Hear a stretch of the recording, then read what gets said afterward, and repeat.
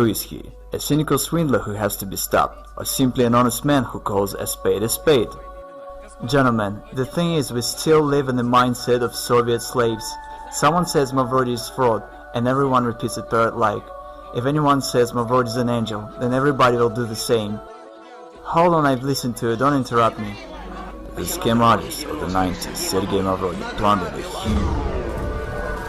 You do watch TV, don't you? But do you believe everything you see?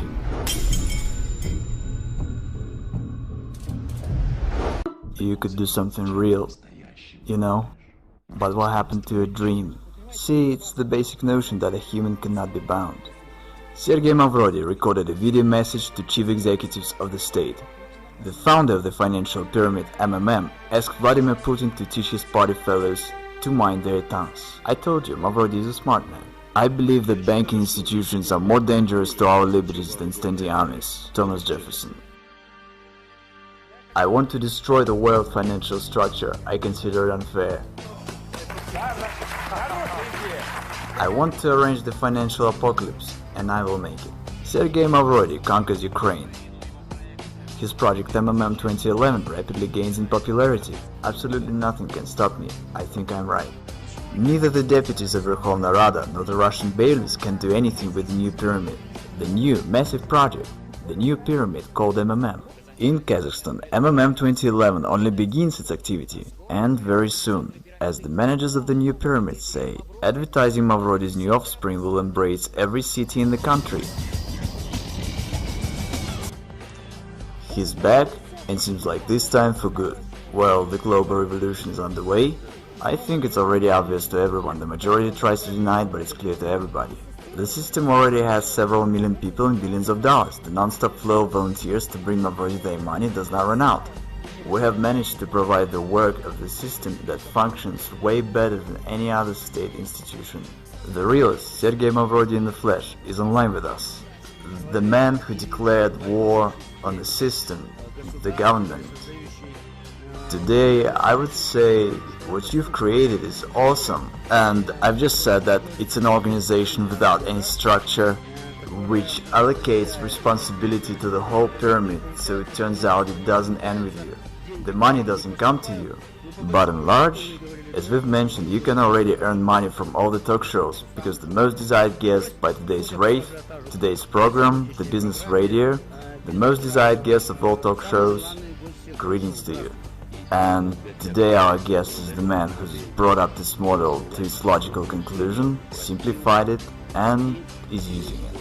We welcome our guest, Sergey Mavrodi. Good afternoon, Sergey Pantelevich. Thank you that you've agreed to answer our questions. Good afternoon. Sergey Mavrodi.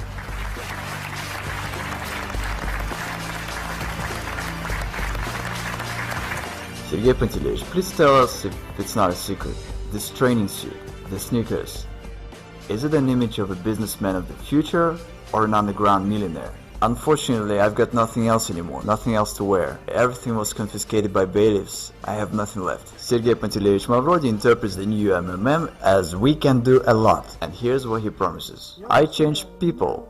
I change society. The pyramid is only an instrument for this purpose. And people themselves within the system of MMM are changing, participating in the system. People keep on changing for the better. It's an amazing fact, but that's the way it is. MMM 1994 was destroyed by the government. It's no secret, and in the files of my criminal case there are reports by the governors to the President Yeltsin about how everything was going on destroying MMM. It is simply a proved fact that MMM was destroyed artificially on purpose. I was told quite plainly, Sergey Pantelevich, how could we not have arrested you? Should there have been a couple of months more, and in the country there would have been neither a president nor anything else, there would be only Sergey Pantelevich Mavrodi, and it was unacceptable. The choice had to be made, whether myself or the government, because when the government first ran on me, I said, okay, you watch. And I dealt shortly with them. I said, I'm going to arrange a referendum. And by law, a referendum could solve any severe political issues. It required 1 million signatures, and I was going to collect them in a week, after which I would make them all go to hell. The president and the government, whoever's in there, just by posing an issue on the trust. And then I would announce to everyone that MMM's interests are the ones of Russia. I could become a president in no time, without any obstacles. I'm just the kind of person who likes to spend time at home. But I probably should have become one.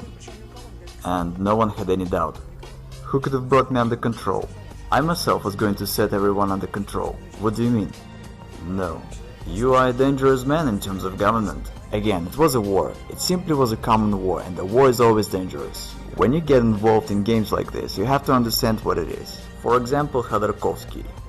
I simply wonder at this foolishness. Some say Khodorkovsky was at war with the government. What war are you talking about? He just had funds that were arrested, and funds are nothing but accounts and figures. Even if you have 100 billion on your account, tomorrow they can be arrested and you won't have anything. That's it. You can't carry on a war with just money. And I had an army of depositors.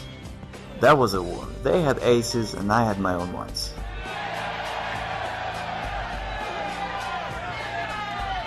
We are the people who can change the world. We change the world. We change the world. All over Russia. All over the world. All over the continents. In Europe. Asia. On the other hand, I have 8% of Gazprom stocks. It's all said in my criminal case. And again, it's all legal, it's not a violation of law. I'm always accused of dodging the law. What are they talking about? Did I abide by the law or not? And there's no such thing as dodging. The question is whether I kept the law or not. And I did keep the law. Dodging is from the evil. Matter of factually, even though the authorities claim that I'm such a swindler and a villain and that I deceived everyone, in fact everything's the other way around. No one is interested in me doing payouts. By the way, nobody obliges me to do that, because I've got mine in prison, and I don't owe anything to anybody by the law.